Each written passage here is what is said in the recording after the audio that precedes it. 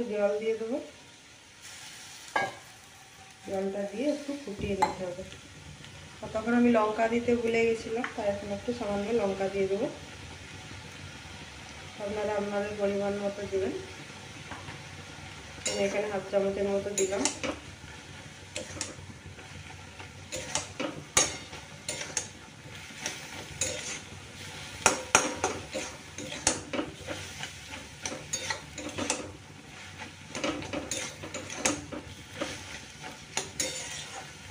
হয়ে গেছে।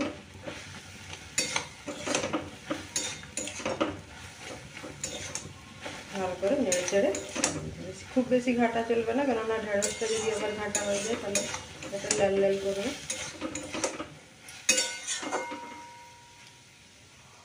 আমি এরপর নামিয়ে নিচ্ছি।